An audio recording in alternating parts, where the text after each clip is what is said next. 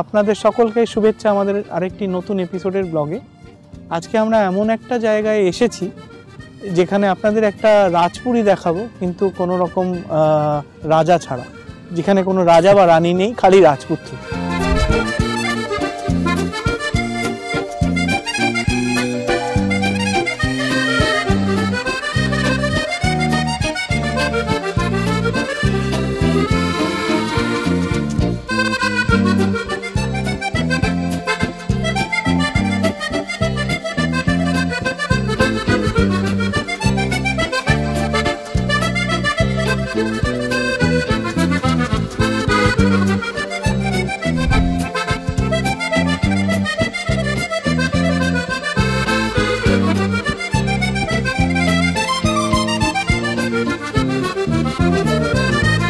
সেতু দে সন্তি পেছনেই, হ্যাঁ সেতু দে সন্তি।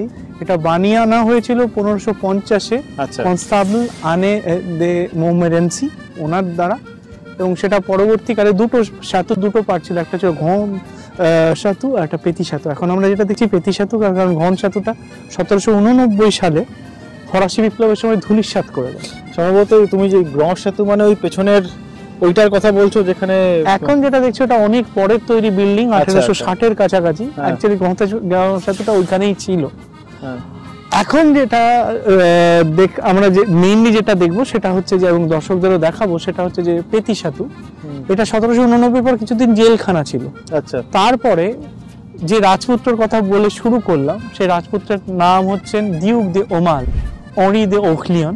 উনি হচ্ছেন ফ্রান্সের শেষ ঘোষিত এবং স্বীকৃত রাজা লুই ফিলিপের পঞ্চম সন্তান। আচ্ছা, তার দ্বারাই এই সেতুটা প্রথম উনি ওটা ইনহেরিট করেন, উত্তরাধিকার সূত্রে পান, এবং তারপরে ওটাকে নিয়ে অনেক রকম করেন। উনি বিশাল একজন কালেক্টর ছিলেন। লুভ মিউজিয়ামের বাইরে সব থেকে বড় আর্ট কালেকশন এখানে, এবং রাফায়েল, তিশিয়ান, তিনতোরেত্তো, দেলাক্রোয়া এসব মাস্টারদের পেন্টিং একমাত্র লুভরের বাইরে সারা ফ্রান্সে আর কোথাও। বতিচেল্লি অবভিয়াসলি বতিচেল্লিও আছেন। তো চলো আমরা আজকে ঘুরিয়ে দেখা যাক সারাদিনে আমরা কি কি করতে পারি। আর ওয়েদারটাও আজকে বেশ, মানে সকালে খুব বৃষ্টি ছিল, কিন্তু এখন বেশ খানিকটা মেঘ ফুরে রোদ বেরিয়েছে, সেটা বোঝা যাচ্ছে। একটু জলে চিকচিক, একটু সবুজের যেন রঙের আবহাওয়া একটু বেড়ে গেছে। আমরা দাঁড়িয়েও আছি ঠিক সেতুর সামনে, বুঝতেই পাচ্ছেন বন্ধুরা, এবং আপনাদের ঠিক পেছনেই রয়েছে যে বিশাল রেসকোর্স এবং হর্স মিউজিয়াম স্টেবল এখানকার, যেখানে প্রচুর ঘোড়াও রয়েছে, 100-র উপর ঘোড়া রয়েছে, সেটাও আমরা আপনাদেরকে দেখাবো। লা গ্র্যান্ড এপিকিউরি। আচ্ছা আচ্ছা, গ্র্যান্ড স্টেবল। তো দারুণ পরিবেশ একটা। চলুন আজকে সবাই মিলে ঘুরে দেখি। আশা করা যায় আজকে একটা চমকপ্রদ ব্লগ হবে। তো দেখা যাক, আসা যাক।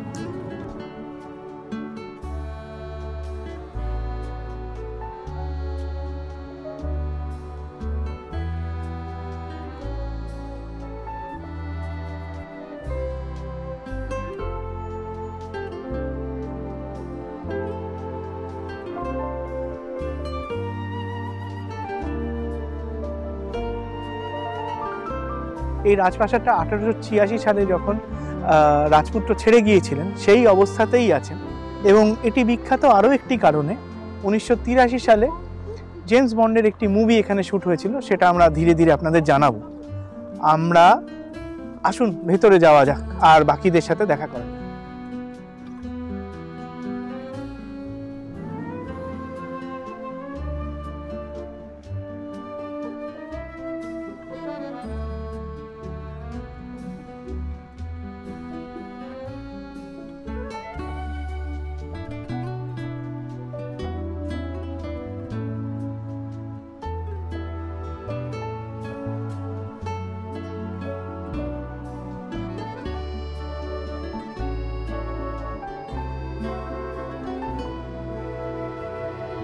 সে 1719-এ এটা শুরু হয়েছিল, এবং ডিউক যিনি এটার দায়িত্বে ছিলেন, শুধু যে হর্স মিউজিয়াম ছিল তাই নয়, এখানে 183টা বিভিন্ন জাতের সারা পৃথিবী থেকে বাছাই করা ওরা কুকুরকে এখানে রেখেছিল।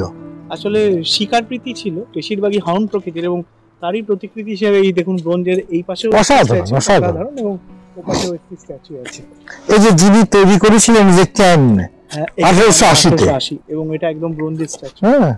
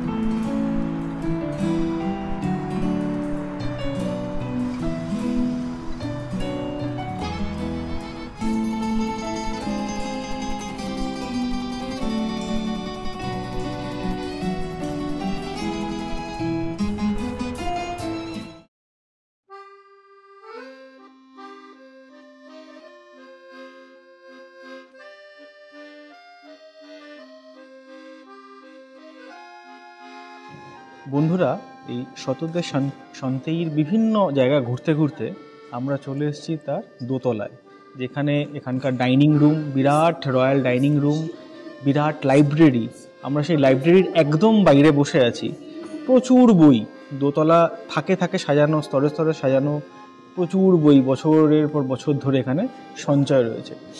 এখানে অন্যতম যেটা সব থেকে উল্লেখযোগ্য ব্যাপার সেটা হচ্ছে যে প্রায় 60,000 বইয়ের কালেকশন আছে ফরাসি এবং বিভিন্ন ভাষা, এবং তার ভেতরে মিডিয়েভাল ম্যানুস্ক্রিপ্ট আছে অন্তত প্রায় 1400, মানে যেগুলো খালি দুষ্প্রাপ্য নয়, হ্যান্ড রিটেন, মানে কোনোটা হয়তো পার্চমেন্টে লেখা, কোনোটা হয়তো সেই সময়কার তুলোর কাগজ বা হ্যান্ডমেড পেপারে লেখা, এরকম প্রচুর আছে, যার অ্যান্টিকিটি ভ্যালু মানে অর্থাৎ প্রত্নতাত্ত্বিক ভ্যালুই বলো বা অন্যরকম যে কোনো রকমের অসাধারণ। তার ভেতরে একটা বই খুবই নাম করা এবং যেটা সারা পৃথিবীতে একমাত্র এখানেই আছে, এটা একটা মিডিয়েভাল ম্যানুস্ক্রিপ্ট কিন্তু ইলাস্ট্রেটেড, মানে ছবিতে এবং বিশাল ভলিউম। সেই বইটার নাম হচ্ছে লা ট্রে রিশ এর দে ডিউক দে ব্যারি, অর্থাৎ ডিউক দে ব্যারির সেই মূল্যবান জীবন কাহিনী, এবং তার সাথে ওই রাজত্বকাল, বিভিন্ন রাজা, ধর্ম, সাহিত্য, এস্থেটিক্স, মানে বিভিন্নভাবে কীভাবে ওই সেই সময়ের জন্য এই বইটা উল্লেখযোগ্য। কেন 1400 সামথিংয়ে যখন এটা লেখা হয়, সেই সময় কিন্তু পৃথিবীটা এরকম ছিল না, লোকে বইয়ের মাধ্যমেই পৃথিবী চিনত। আর ওই বইটা যেন একটা মানে আজকের দিনে যেমন পাওয়ার পয়েন্ট প্রেজেন্টেশন, অনেকটা সেরকম পাওয়ার পয়েন্ট প্রেজেন্টেশন।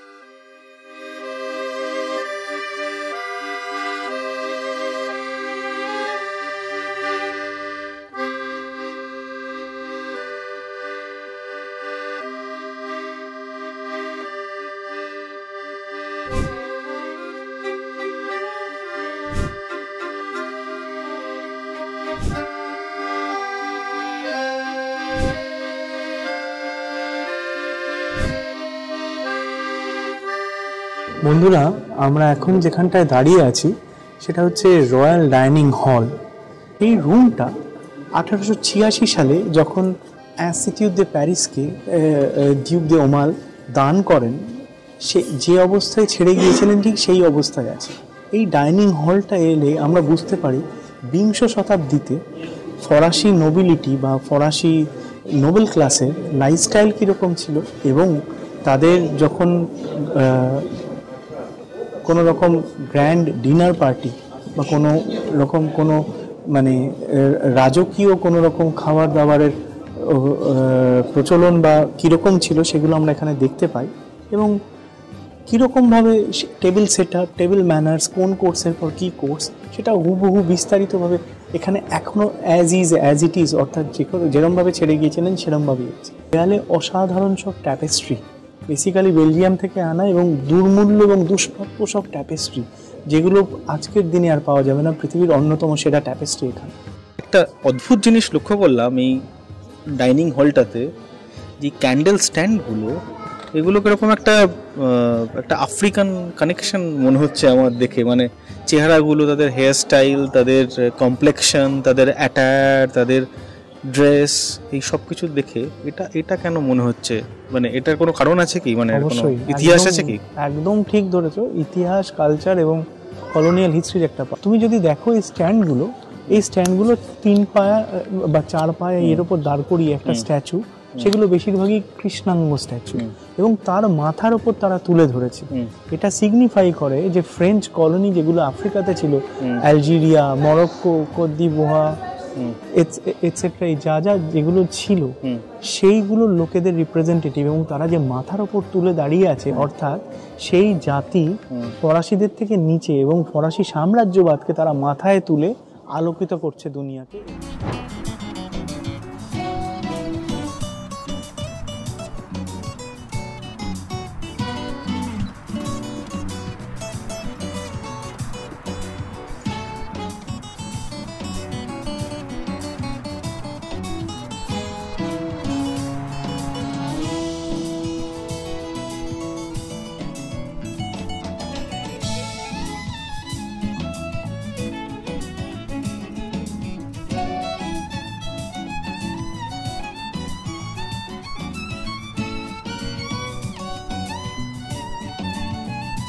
যে তুমি দেখছো এই যে স্টাইলটা, এই স্টাইল যেটা আছে এই এখানে, এটা কিন্তু রেনেসাঁ স্টাইল একদম। এটা লুভরে আমি ঠিক সেম জিনিস দেখেছি এক্স্যাক্টলি। আর এই যে এটা অ্যাকচুয়ালি এই ডিভিনিটিটা শো করছে ওই চুলোর মতো যে ব্যাপারটা, হ্যাঁ, আর তার ভেতর থেকে ওটা অ্যাকচুয়ালি মানে মনে হচ্ছে যেন গড আর তার দুপাশে পুরো প্যানেলটা ওইভাবে করানো, অসাধারণ। এবং ওটা কিন্তু গোল্ড গিল্ডে। তাই এইটা নিয়ে মানে এটা মানে দ্য বিগেস্ট মেরির ব্যাপটিজম টাইপের কোনো একটা সাবজেক্ট আমি খুব ভালো করে দেখতে পাচ্ছি না। মাঝে জেসাস বসে আছে, জিসাস আছে এক্স্যাক্টলি। তুমি অদ্ভুতভাবে দেখেছো এটা একটা সিম্বলাইজ করছে একজন প্রেগনেন্ট উইমেন এবং দ্যাট মিনস প্রসপারিটি। এবং এই বাচ্চাগুলোর বেলিগুলোও দেখো ওয়েল নারিশড, এগুলো অ্যাকচুয়ালি শেরুবিন। এটা কিন্তু সিগনিফাই করছে প্রসপারিটি, তাদের চারদিকে যে ফল, ঠিক আছে। কিন্তু আমি এটা বতিচেলি পড়তে পারছি না, তুমি পড়তে যদি পারো তাহলে সেটা আলাদা। বতিচেলি, বতিচেলি লেখা আছে? হ্যাঁ, বতিচেলি লেখা আছে। বতিচেলির গল্প আমি একটু বলতে চাই। বতিচেলির যে ব্যাপারটা সেটা হচ্ছে যে আমি প্রথম বতিচেলির রেফারেন্স পাই 3 তোরে তোর যিশু, সত্যজিৎ রায়, এবং সেখানে 3 জন যত্ত, মানতেন্না এবং বতিচেলি। এবং বতিচেলি পরবর্তীকালে বার্থ অফ ভিনাস এবং অ্যাডভেন্ট অফ ভিনাস এই দুটো পেন্টিং আমি দেখি। বতিচেলির একটি ব্যাপার ছিল, বতিচেলি কোনোদিনই নিজের পেন্টিং নিজে শেষ করতেন না, শুরু করতেন কিন্তু তারপর তার ছাত্ররা এবং উনি শেষ করতেন, কিন্তু মাঝখানটা উনি করতেন না। তাই বতিচেলির পেন্টিংয়ের একটা ধাঁচ আছে, ধারা আছে, সেটাও ঠিক। উনি কিন্তু লেটার রেনেসাঁ। এবং শুরুতে বতিচেলি তো মানে মেডিচি পরিবারের মানে বলা যেতে পারে পেট পেন্টার ছিল।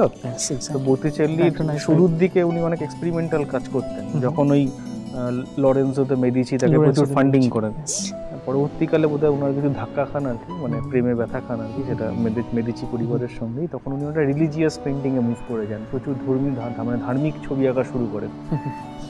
তবে এই ভেনাস বা এটাও খানিকটা ভেনাসের মতো দেখতে মনে হচ্ছে, কিন্তু এই ভেনাস এই ছবিগুলো বোধহয় ওনার প্রথম দিকের ছবি।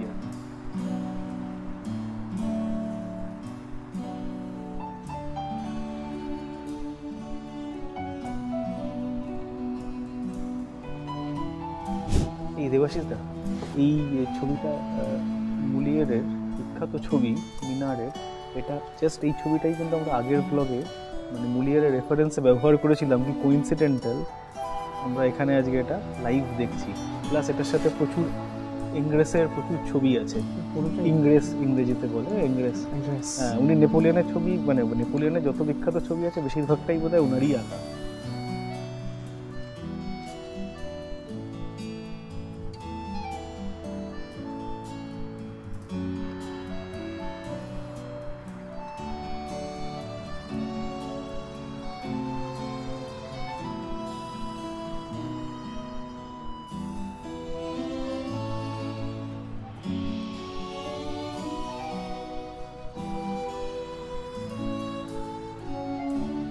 এটা কিন্তু একজন বিখ্যাত ফরাসি পেন্টার নিকোলা পুসাঁ তার তৈরি, এবং এই ছবিটা নাম হচ্ছে দ্য ম্যাসাকার অফ দ্য ইনোসেন্টস।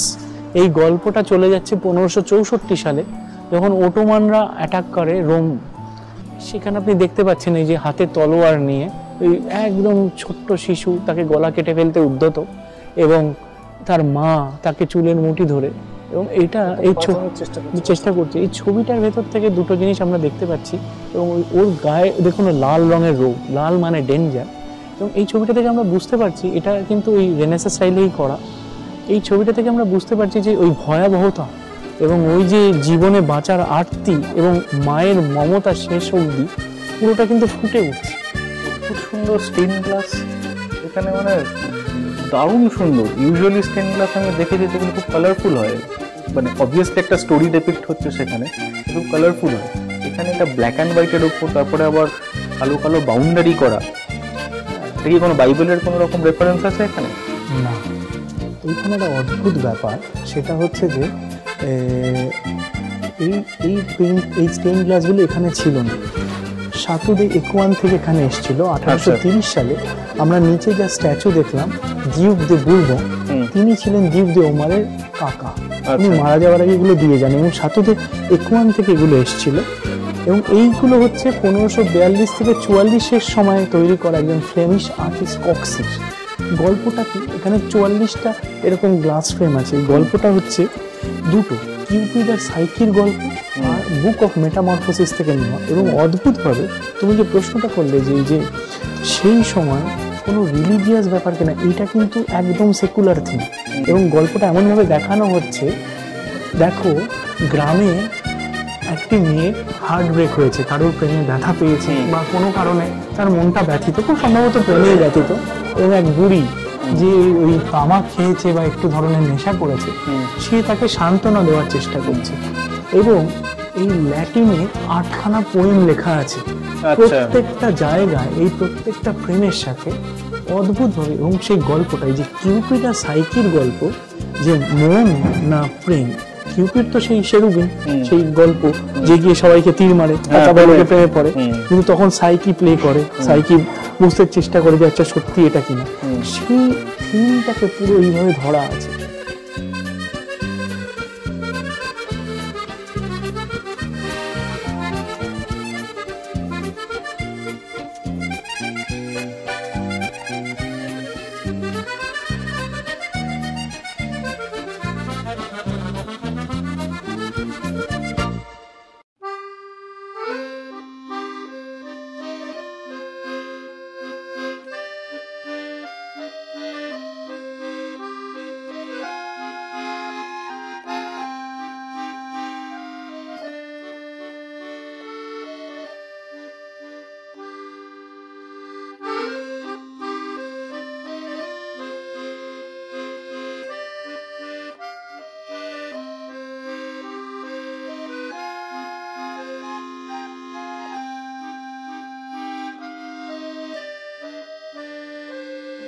অভিজ্ঞান যে ছবিটা এখানকার আরেকটি বিখ্যাত, এটাও রাফায়েলের, Madonna of Loreto, লেভিয়েজ they Loreto. আমি তোমাকে যেটা বলছিলাম, দেখো এখানে সেই সেন্ট জোসেফ,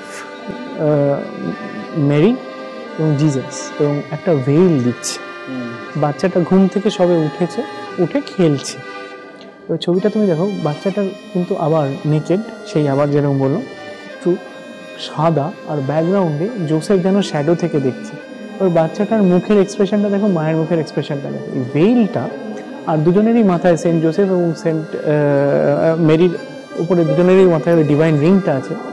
এই যে ইয়েটা দিচ্ছে, ভেইলটা দিচ্ছে, এটা কিন্তু সিম্বলিং টু থিংস। এই নেটিভিটির সময় উনি ওই ভেইলটা দিয়ে ওনাকে উঠেছিলেন, এবং ক্রুসিফিকেশনের সময়, আফটার ক্রুসিফিকেশন অলসো সেটা করা হয়েছিল।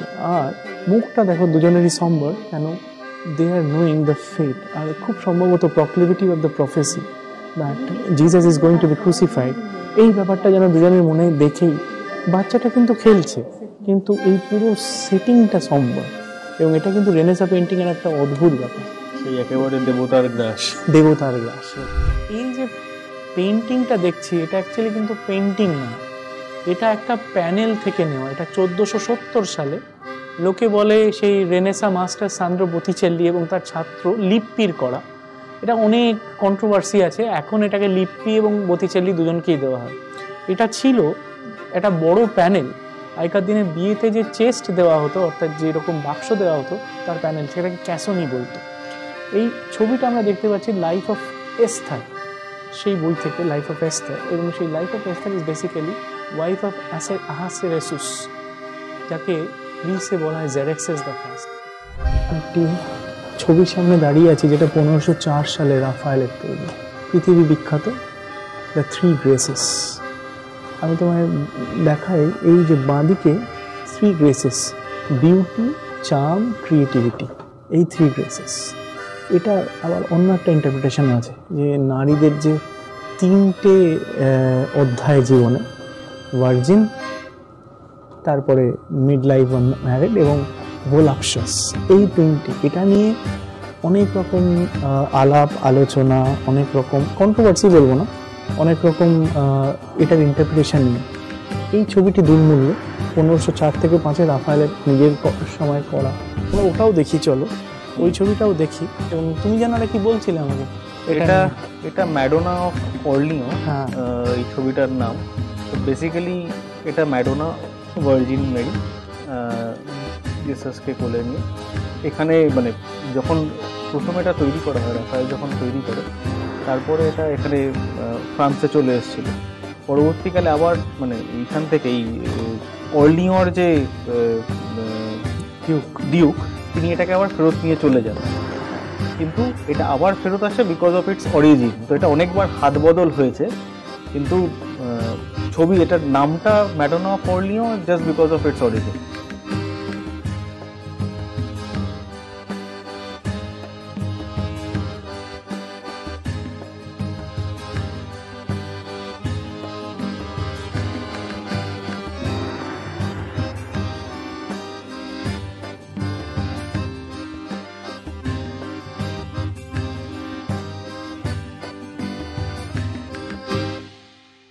যাবো হর্স মিউজিয়ামের দিকে এবং সেখানে গিয়ে আপনাদের জানাবো এই হর্স মিউজিয়ামটি একটি ঐতিহাসিক 1719 সালে তৈরি এবং বিখ্যাত সেই মুভি ভিউ টু কিল 1983 যেটা রজার মুর স্টারার জেমস বন্ডের মুভি, সেটা কিন্তু এখানেই শুটিং হয়েছিল এবং সেখানে যে ইকুয়েস্ট্রিয়ান এবং বিভিন্ন হর্স রেসিং এর সিন সেটা এখানেই শো হয়েছিল।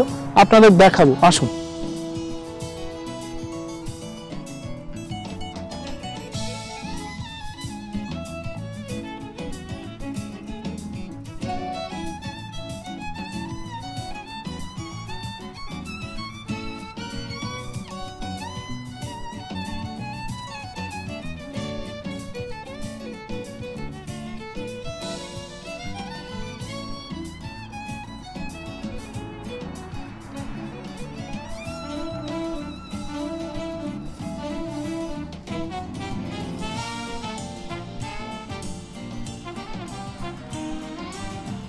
আমরা এখন সে দাঁড়িয়ে আছি সেই হর্স মিউজিয়াম 1719 সালে তৈরি। জঁ ওবার বলে এক ফরাসি স্থপতি, যিনি ডিউক দে বুরবো, যিনি ওই সাতু দে সন্তি বানিয়েছিলেন ডিউক দে ওমালের কাকা। আমার পেছনে দাঁড়িয়ে আছে একটি স্প্যানিশ স্ট্যালিয়ন, ওর নাম হচ্ছে ফিদেরো এবং এখানে ইকুয়েস্ট্রিয়ান ট্রেনিংয়ের জন্য হচ্ছে। বর্তমানে এটি একটি লিভিং হর্স মিউজিয়াম, প্রায় 250 ঘোড়াকে এখানে ট্রেন করা যায় এবং 150 থেকে 180টি হান্টিং ডগকে এখানে ট্রেন করা যায়। এটি অন্যতম লাক্সুরিয়াস হর্স মিউজিয়ামের ভেতর ইউরোপে যেগুলি আছে তার ভেতর একটি, এবং অত্যন্ত দক্ষ সব প্রশিক্ষক এবং প্রশিক্ষিকারা এখানে এই ঘোড়াদেরকে প্রশিক্ষণ দেন। এখন দেখা যাচ্ছে যে ফিদেরোকে ক্লিন করা হচ্ছে এবং ও ভীষণ রকমই চার্মিং একটি ঘোড়া, এবং অভিজ্ঞানকে দেখা যাচ্ছে ওখানে ওর সাথে ফিল করার জন্য, এবং ওর লগস দেখেই বুঝতে পারছি যে এটি একটি স্প্যানিশ স্ট্যালিয়ন।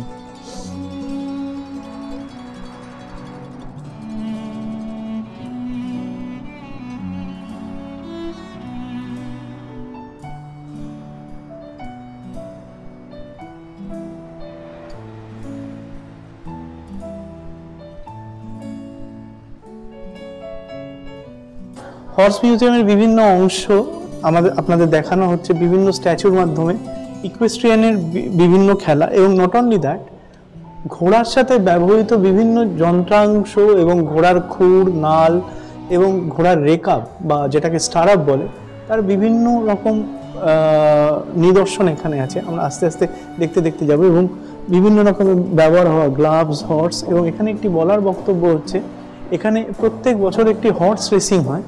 সেই হর্স রেসিংটি ফ্রান্সের অন্যতম, ইউরোপের অন্যতম সেরা, এবং এই হর্স রেসিংয়ের একটি দৃশ্য আবার সেই জেমস বন্ডের মুভিতে ফিরে যাব, সেখানেও কিন্তু দেখানো হয়েছে। তাই বন্ধুরা, এই ভিডিওটি দেখার পর আবার ওই জেমস বন্ডের ওই মুভিটি একবার দেখবেন আপনারা।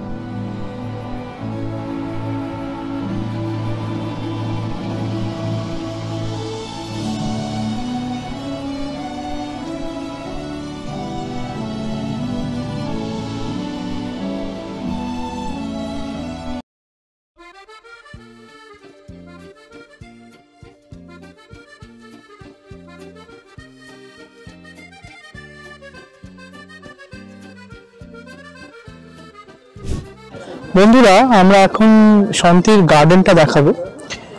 এই যে বাগান বা বাগিচা, এটাও কিন্তু সেই আন্দ্রে নোথ, যিনি ভার্সাইয়ের বাগানে ডিজাইন করেছিলেন এবং সজেলিজের ডিজাইন করেছিলেন। নিচে আমি বলেছিলাম যে হেনরি দ্য ফোর্থের সময় যিনি ছিলেন, এই আন্দ্রে নোথ পরবর্তীকালে এখানেও এটা অরিজিনালি ডিজাইন করেন। এই ডিজাইনটা বেসিক্যালি একটা fusion style, English garden, Anglo Chinese garden এবং ফ্রেঞ্চ গার্ডেনের মিশেল।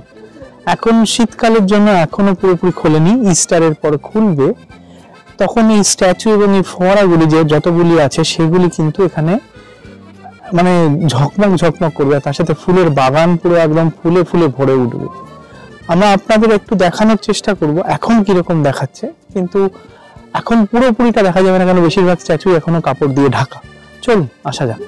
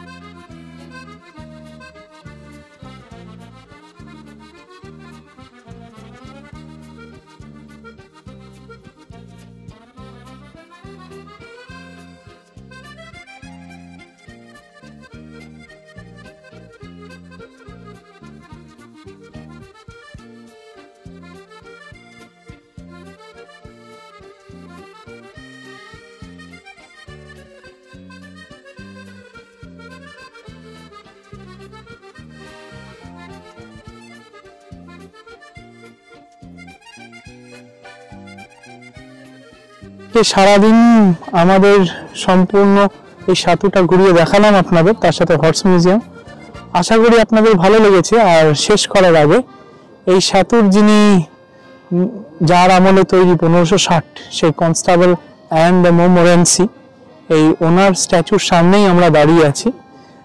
এই সেতুর ঠিক গেটের ঠিক সামনেটায়, এখানটায় এই স্ট্যাচুটার, এটা যেন নীরব দর্শক হয়ে আছে শতাব্দীর পর শতাব্দীর কাহিনী, এবং এই তার চারদিকে ঘিরে তার যত রকম প্রাকৃতিক শোভা এবং ঐতিহাসিক যত গল্প এবং অ্যানেকডট।